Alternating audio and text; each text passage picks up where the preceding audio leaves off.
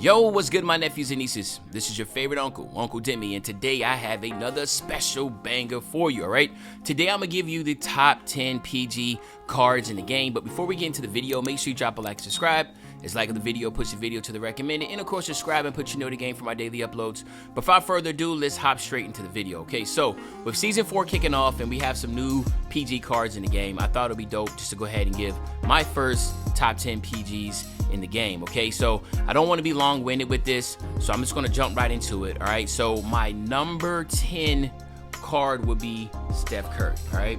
Now, the reason why it would be Steph Curry here, Pink Diamond Steph Curry, that's brand new, is that the only reason why I don't have him higher is because he's just not a big guard, right? Now, he is able to shoot lights out. Obviously, that's really important to be able to shoot lights out. But when you're short and you're going against some of the top 3 PGs that I have on the game, he's going to be at a massive disadvantage, especially when you play against people, which like myself, that I consider have really good defense. And he's not able to be able to 3-hunt, so he has to try to take his little behind into the paint. Now, here's the thing: he does have a driving dunk. His SIGs are still amazing, so I'm not gonna say he's just gonna be terrible, right?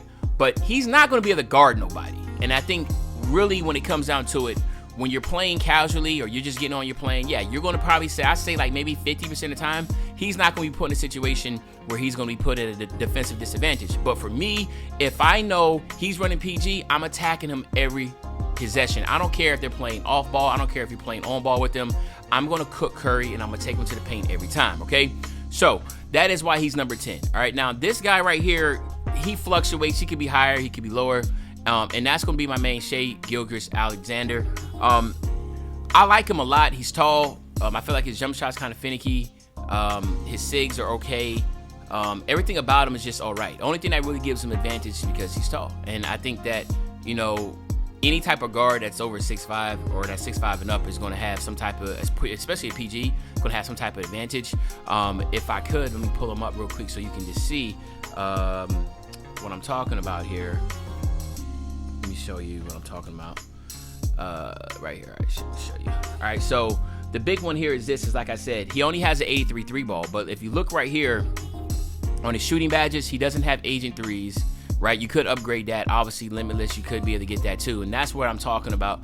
The ability to really try to attack and hit those threes, to me, is very important. That's why Kobe Bryant is so good, because he has quick release and you could literally just set screens and 3-hunt all day, maybe with Devin Booker also. And so you can probably get an idea of what my play style is and what I'm looking for. But yeah, so that's the reason why. So obviously if I go look at these people's stuff, they're gonna take them away. But that's the reason why I do not really care to have him. Now for my number, listen, now this right here is number 7 for me. Was it 10, 9? Or number 8 for me is going to be Westbrook. Now, I love Russell Westbrook because he does everything that I pretty much want. He plays decent. He has solid defense. He's not a push around. He has extreme strength. And what happens is, this is what I was talking about. Russell Westbrook at PG going against Stephen Curry, it's a bucket every time. This dude has Bulldozer Hall of Fame. He has Blow-Bys Hall of Fame. He has Speed Booster Hall of Fame. You know, you just don't really have to know how to SIG up when you're going against either one of these two, to be honest with you. You can just run right through them. The only problem I have is his jump shot, and again, for 3-hunting. So as you're going to see, 3-hunting is very important to me. To be able to get those threes when you need it is just important, unless you are a juggernaut of a defender. Now, if you're a juggernaut defender, I can bring you off the bench if I'm having issues and I put you in there, and that's kind of where I stand on that. All right, number 7 is going to be my man D'Angelo Russell. Right, so where you at? Where's my man at? Let's just go Russell then. Maybe I'm spelling his name wrong. Oh, I got to put the comma in there. All right, so D'Angelo Russell, if you evolve him, he's good. His defense is going to be on tier. And honestly, I thought about having him higher. I just don't use him enough to really get a thorough understanding if he's somebody that I would really, really, truly like. But at the end of the day, his jump shot doesn't get enough elevation, in my opinion. He's not a great defender.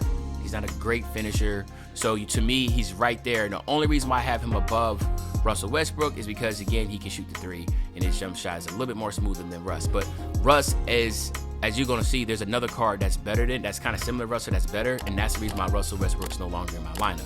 All right. Number 6. Now this guy right here, LaMelo Ball.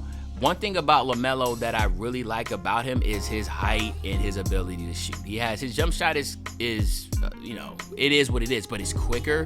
You can get it off, and you can literally hit shots all day with him. He's lengthy, long wingspan.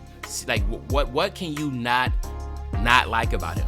The only thing is that the card that's next is going to be a card that I actually feel is better. All right, so that's the reason why I kind of have to drop him at number 6, is because I feel like the guys that above him are better, but he's still a good card. He can still play decent defense. So if you're looking for, if you play this, I haven't played much people that were really good and unlimited that had him in the lineup, right?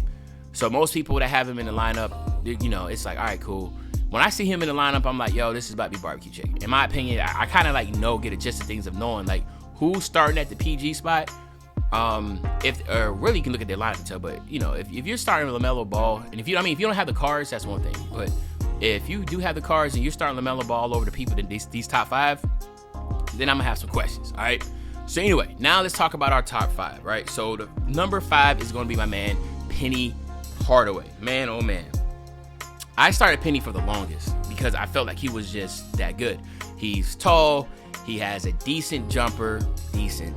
All right. It's still kind of glitchy at the top, but he has a decent jumper and he has above average defense, good interior defense. He has the badges to go along on top with it. So in my opinion, I feel like he's definitely a top 5 PG. He just been slowly dropping as more and more guards been coming into the game.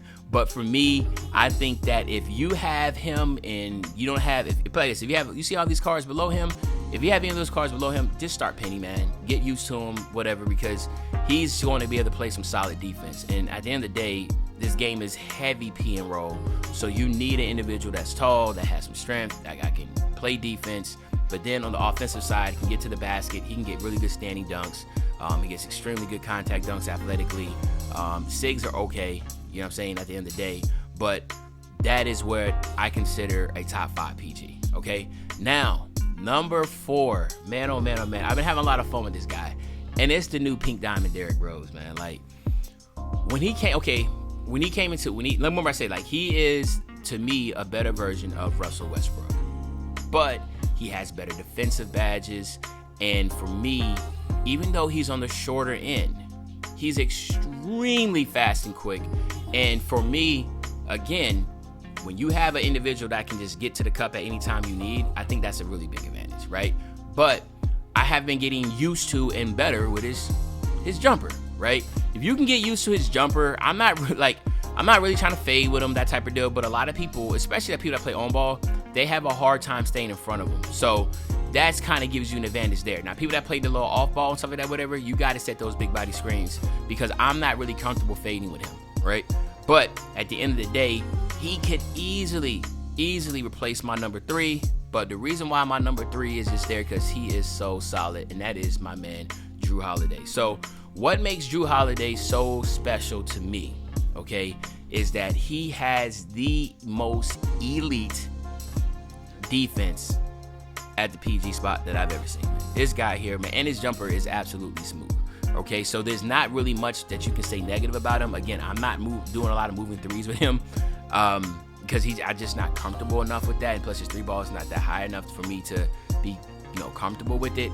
But the reason why I have him always in my lineup is because of if you have a Derrick Rose, a Penny Hardaway, LaMelo Ball, anybody, I know for a fact if I put Jrue Holiday in the lineup, he is going to be able to offset that PG spot. I play on ball, right? I play a lot of on ball and I try to help my P and roll. So like I'm really deeply involved in trying to play great defense. I'm really trying to perfect that. And Jrue Holiday is always going to be the captain of the ship of doing that. He has all the defensive badges you want is Hall of Fame, and he has 99 defense, okay?